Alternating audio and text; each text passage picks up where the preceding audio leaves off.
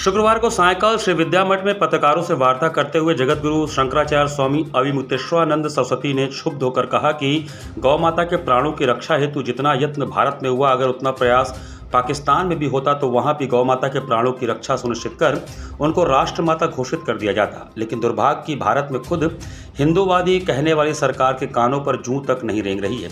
आखिर गौ माता को राष्ट्र माता एवं राज्य माता घोषित कर उनके प्राणों की रक्षा करने में सरकार के समक्ष क्या कठिनाई है? क्या अब गौमांस के व्यापार से ही भारत की उदर की पूर्ति होगी? श्री शंकराचार्य जी ने कहा, गौ माता की रक्षा में प्रतिष्ठा के लिए सरकार को स्वयं संज्ञान लेकर कानून बनाना चाहिए था। जब लोकतंत्र में हर जगह बहुमत से निर्णय होता है तो गौ माता की रक्षा के लिए इस देश का बहुमत बार बार निवेदन कर रहा है, फिर भी बहुमत की अवज्ञा करने का क्या कारण है? भारत में सभी सनातनी चाहते हैं कि गौ माता राष्ट्रमाता घोषित हो, लेकिन स्वतंत्रता के 78 वर्ष व्यतीत होने के बाद भी हिंदुओं की आवाज़ को अनसुनी की जा रही है।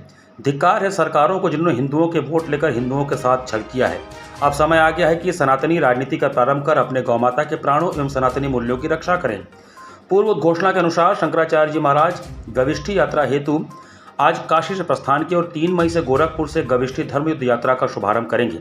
यह गविष्ठी यात्रा 403 विधानसभाओं से होकर गुजरेगी। यात्रा के दौरान शंकराचार्य जी महाराज सनातनी जनता से संवाद स्थापित करके उनको गौरक्षार्थ श्रेष्ठ योगदान प्रदान करने हेतु प्रेरित करेंगे।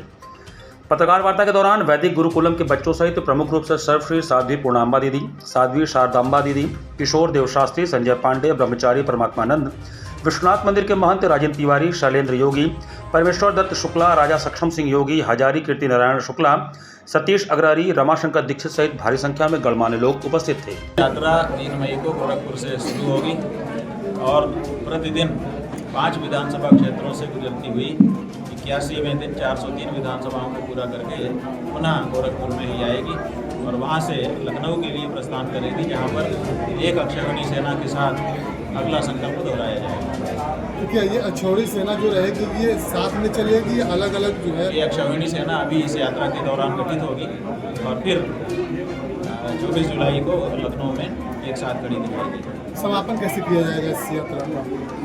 वही अक्षौहिणी सेना के संकल्प के साथ समापन होगा।